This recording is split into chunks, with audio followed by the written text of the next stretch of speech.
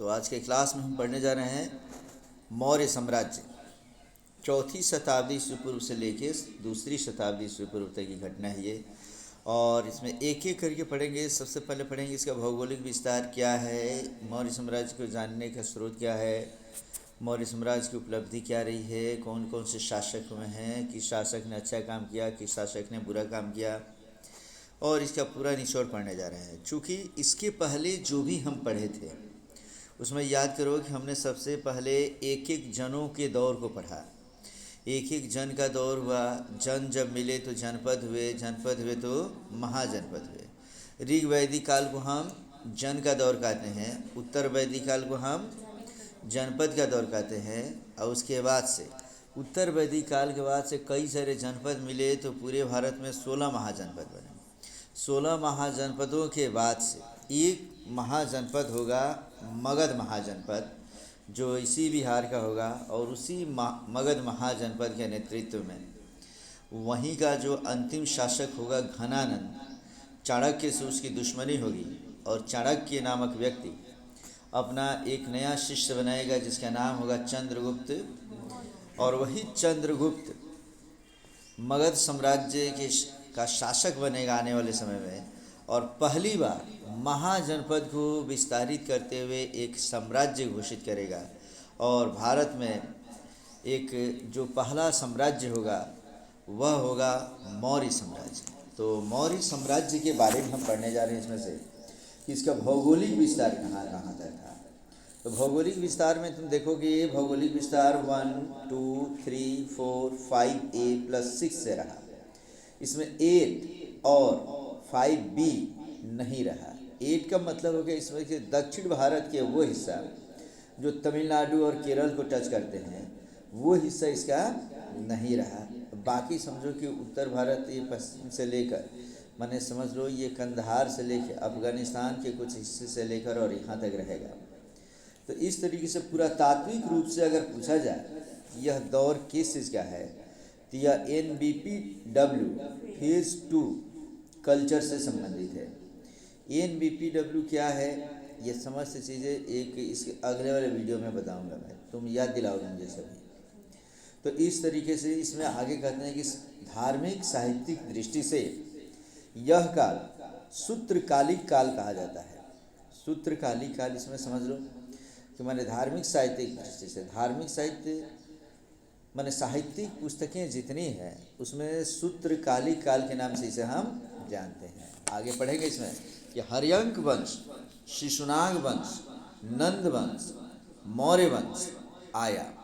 मतलब जिस मगध साम्राज्य की बात हम करेंगे उस मगध साम्राज्य पे सबसे पहले कौन सा वंश आएगा? हर्यंक वंश। हर्यंक वंश समाप्त होगा तब वहाँ पे आएगा शिशुनाग वंश। शिशुनाग वंश समाप्त होगा तब आएगा नंद वंश।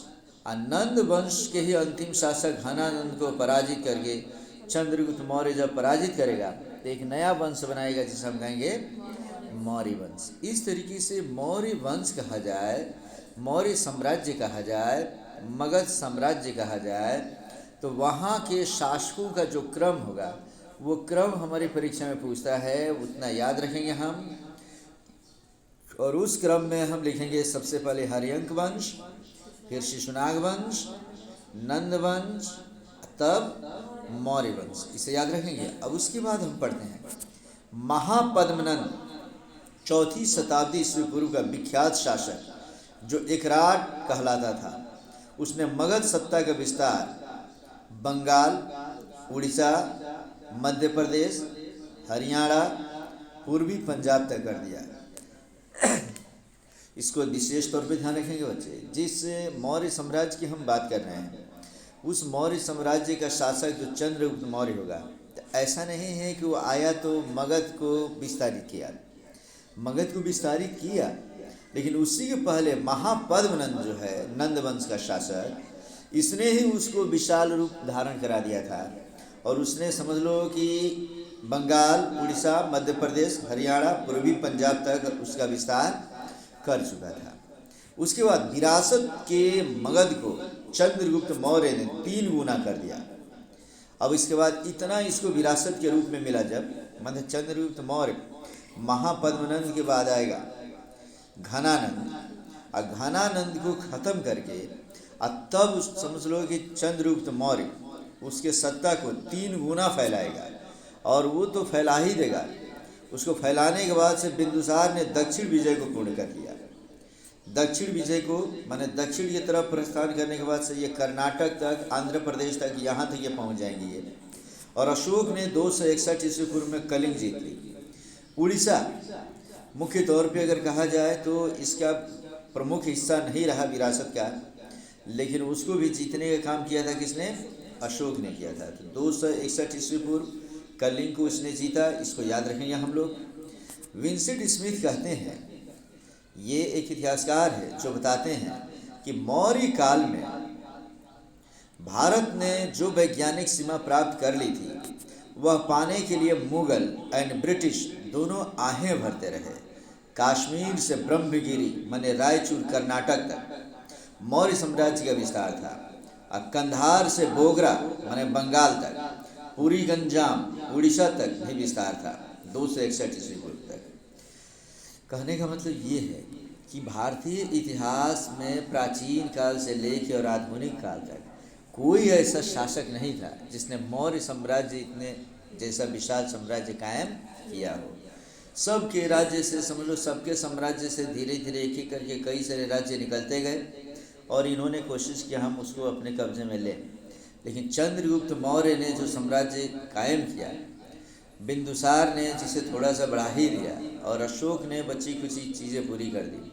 तो अशोक के समय तक पूरे अखिल भारतीय साम्राज्य के रूप में ये अपना साम्राज्य कायम कर चुके थे, जिसमें कश्मीर से लेके ब्रह्मगिरी कहाँ है? कर्नाटक के रायचूर में है। और दूसरी बात, पश्चिम में अगर कहा जाए तो कंधार कहाँ है बच्चे? अफ़गानिस्तान में है। तो अफ़गानिस्तान से लेकर और बोगरा बंगाल तक, और बचा कुचा बीच में जो उड़ीसा था उसको भी समझो कि अशोक ने अपने कब्जे में ले लिया। तो पूछता है ये क्वेश्चन इसमें से, पूरी गंजाम के नाम से किसे जाना जाता है? तो पूरी गंजाम किसे कहेंगे हम लोग? उड़ीसा को कहेंगे। समझ गए? कोई परेशानी है क्या किसी को? तो इस तरीके से यह 137 साल का मौर्य इतिहास है, जो 322 या 321 ईस्वी पूर्व से लेकर 150 या 184 ईस्वी पूर्व तक माना जाता है। और इसका संस्थापक जो होगा वह चंद्रगुप्त मौर्य, एंड अंतिम शासक इसका जो होगा वह होगा बृहद्रथ। माने 322 से 21 ईस्वी पूर्व में जिस चंद्रगुप्त मौर्य ने इसकी स्थापना किया, 185 या 184 ईस्वी पूर्व के आसपास बृहद्रथ इसका समापन कर देगा। इस तरीके से मौर्य साम्राज्य का सबसे पहला टॉपिक हम लोग पढ़े, उसका भौगोलिक विस्तार कहाँ से कहाँ तक था, कब से कब तक रहा, और किसने शुरू किया और कहाँ तक ये गया। थोड़ा सा मैं तुम्हें यही बता दूँ कि जिस 322 ईस्वी पूर्व से लेकर 185 ईस्वी पूर्व तक, या इतिहास में इसी को कहीं 321 ईस्वी पूर्व से 184 ईस्वी पूर्व तक देता है। हाँ, तो इस तरीके से 137 साल का जो इतिहास रहा, इसमें सबसे पहला जो शासक होगा वह शासक होगा मौर्य वंश का चंद्रगुप्त मौर्य, जो इसकी स्थापना करेगा। चंद्रगुप्त मौर्य के बाद उसका पुत्र आएगा बिंदुसार। बिंदुसार के बाद उसका पुत्र आएगा अशोक, जिसे चंडाशोक के नाम से भी हम जानेंगे। कहते हैं अपने 99 भाइयों का कत्ल करके तब वो राज सिंहासन पर बैठेगा, और वो जो 99 भाइयों का कत्ल करेगा वो 99 भाई इसका कत्ल करने के लिए तैयार रहेंगे। और जब इससे बाद में पता चलेगा कि मेरे ही भाई मेरे ही खून के प्यासे हो गए हैं, तब इसके म्यान से इसकी तलवार निकलेगी। और कहते हैं कि अगर अशोक के म्यान से तलवार निकल जाए तो जब तक सैकड़ों लोगों का खून नहीं पी लेती थी, उसका तलवार अपने म्यान में वापस नहीं जाता था। तो इस तरीके से बच्चे अशोका द ग्रेट को हम पढ़ेंगे। अशोक एक ऐसा शासक होगा जिसे हम अशोका द ग्रेट के नाम से जानेंगे। अशोका द ग्रेट इसलिए बोलते हैं कि जितने भी शासक हुए सभी शासक मार काट नरसंहार हिंसा के समर्थक रहेंगे, ये भी समर्थक रहेगा। कोई ऐसा दिन नहीं होगा जिस दिन उसके किचन में कम से कम 2 मयूर ना बनते हों। इसी से अंदाज़ा लगाओ कि वो कितना हिंसक होगा। और बाकी एक एक करके 199 भाइयों का कत्ल करके राज सिंहासन पे बैठा हो, वह अहिंसावादी नहीं हो सकता बच्चे। लेकिन एक छोटी सी घटना, कलिंग की विभत्सता को देखते हुए उसका हृदय जब परिवर्तित होता है तो वह बिल्कुल अहिंसावादी हो जाता है। हिंसा का समर्थन देने वाला व्यक्ति जब पूर्ण अहिंसावादी हो जाता है, दुनिया आश्चर्यचकित हो जाती है, लोगों को हिंसा न करने की हिदायत देने लगता है, नेकी का काम करने की बातें करता है, समझो कि सराय बनवाता है, अच्छी अच्छी चीज़ें खुदवाता है, नसीहत की बातें बताता है, और कहीं भी हिंसा को अब महत्व नहीं दे रहा है। बौद्ध धर्म धारण कर लेता है उपगुप्त नामक भिक्षु के संपर्क में आकर, और इस तरीके से जब कोई शासक अहिंसावादी नीति को अपना लेता है तो लोग उसे डरना बंद कर देते हैं। एक एक करके उसके कई सारे राज्य धीरे धीरे अलग होने लगते हैं। हिंसा कर नहीं सकता था, युद्ध कर नहीं सकता था, जिसकी वजह से दूसरे जो शासक है इससे एक एक करके अलग होते जाएंगे। मौर्य वंश कमज़ोर होते चला जाएगा और अंतिम शासक इसका होगा बृहद्रथ, जो 184 ईस्वी पूर्व तक रहेगा। उसे शुंग वंश का शासक पुष्यमित्र शुंग खत्म करके और नया वंश स्थापित कर लेगा वहाँ पर, शुंग वंश।